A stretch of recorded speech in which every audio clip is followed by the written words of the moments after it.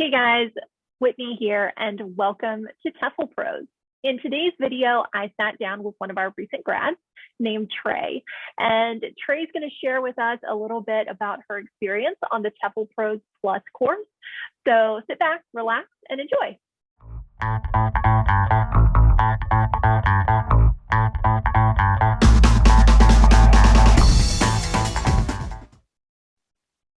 Hey Trey.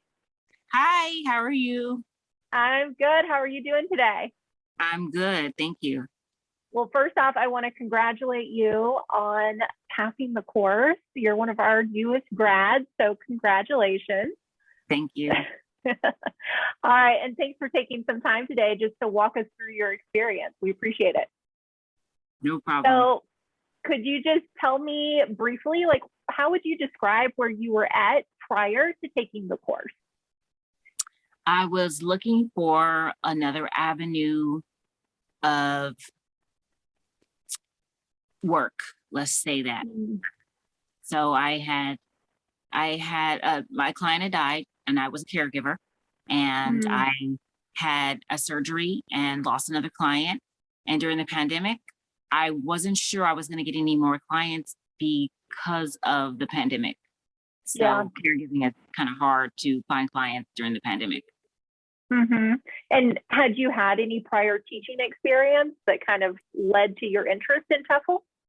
Yes, I had tutoring experience and in-class teaching experience, like as a teaching assistant, sort of. And as a teaching assistant, tutoring in class and in class groups, you do teach on, like, in front of the class and on doing board work while the teacher is out or grading papers or something like that. So I've had that kind of teaching experience. And I had my emergency teaching certification, or something like, not certification, but like emergency teaching. Substitute teaching? There you go, substitute teaching. Oh, okay. Yeah, it was substitute teaching license or whatever you call that thing, but I never actually used it. So just for tutoring and in-class assistant work. So you already had quite a level of familiarity with teaching before you even hopped into this. Yes, sounds like. Yeah, very cool. And so given the fact that you already had some experience under your belt, I'm curious to hear just like what exactly you were looking for out of a TEFL course. I was looking for lesson planning, not experience, but help, I guess, to learn how to do lesson planning, because I was going to apply for some jobs in tutoring, and I know that they were also looking for they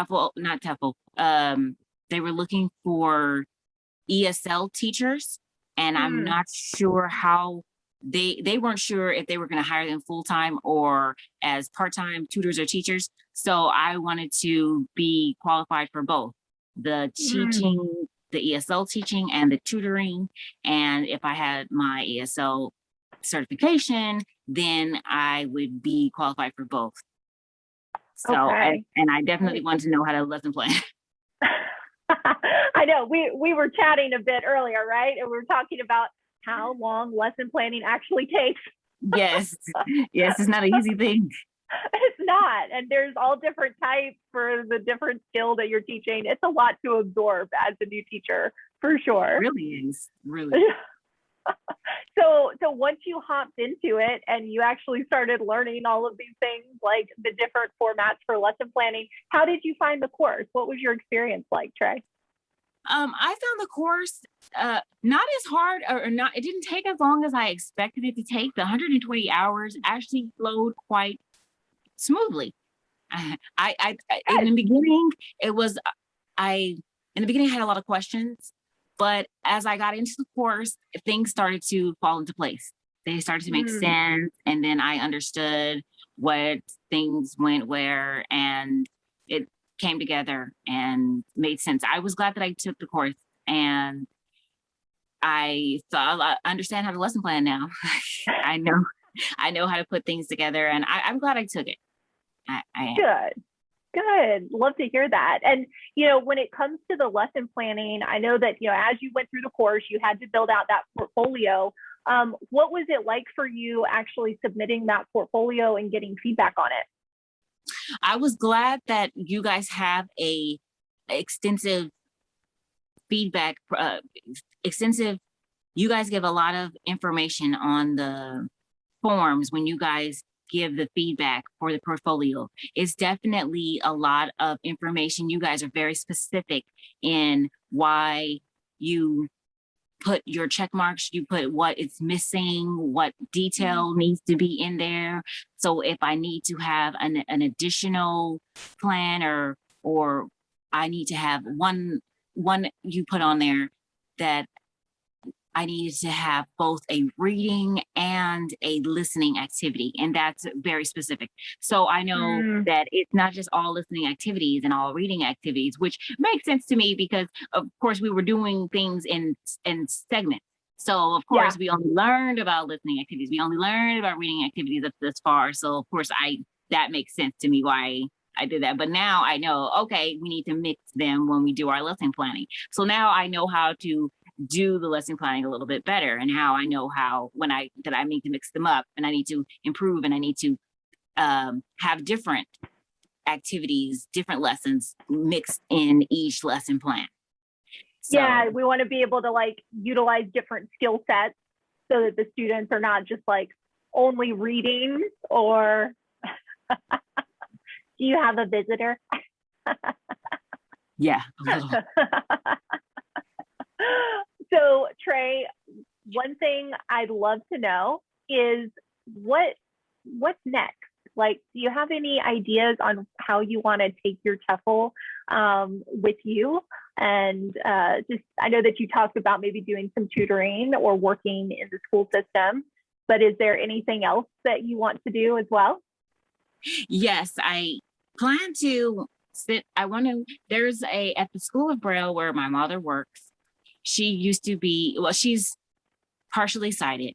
And right now they have a new boss and so forth, and he's changed a lot of things. But they got rid of their ESL class for everybody. And now they only have one for the Spanish speaking student with a Spanish speaking teacher. So I really would like to start another class like the one it's intended for all students, no matter what language they speak, no matter what race they are. And this is, of course, a school for the blind. So it's going to be a blind Spanish ESL class, not Spanish ESL class, but a blind ESL class for students of all race, all languages. And I first want to sit in the class that they have first, but eventually volunteer to teach, which means I would probably have to have a lesson plan for the whole class for myself. But if they let me to volunteer and start one for students of all races and all languages and teach one of those. And it'd be nice if somebody partnered with me. But me and my mother were talking it over, and we were thinking of dolls and dolls' clothing and things that we could use to help blind students learn with the ESL class. And so filling jackets and filling things and teaching them with the ESL class. I'm not sure who taught the last one when they had it, but people come to Braille from all over the place to learn to the Braille dots. And they stay for a while, and they're usually partnered with someone else who speaks their language. But in order to learn to be here for a while, they have to speak English. And to learn the Braille, they have to speak English, because at Braille, the teachers, everybody at the Braille Institute speaks English. And to live here in the US for a while, they have to learn some kind of English for a while. And maybe they stay here 6 months or whatever till they learn Braille and they go back home. So I would love to endeavor to do that for some time. And this TEFL certification will definitely help me to be able to put that into action. That's such an awesome goal that you have, Trey. So essentially you want to teach English to international students or like immigrants to the United States who have actually come to the States to learn Braille. Yes. Wow. That's That's awesome. We can't wait to hear how that goes for you and to follow along on your TEFL journey. Before we hop off here, any final thoughts? Like if someone was like, Trey, I don't know about TEFL, I'm kind of on the fence. What would you tell them about getting TEFL certified? I would say if you are looking to get into the school field, into the teaching field, and you don't have a teaching certification, this is the way to go. If you know English and you have a BA and you would say you speak English as your first language and you have a BA, this is something to do right now, especially with the pandemic, as another career path to take. And if you are worried about it being difficult for those 120 hours, I wouldn't worry about that because it flows quite smoothly. If you want to learn how to lesson plan, this is the way to go. If you're trying to get into teaching and you didn't get the lesson planning part of it and you want to learn how to lesson plan, definitely take the TEFL certification. It's good. It's nice. It's a simple way to learn how to lesson plan. Okay. Awesome, Trey. Thank you.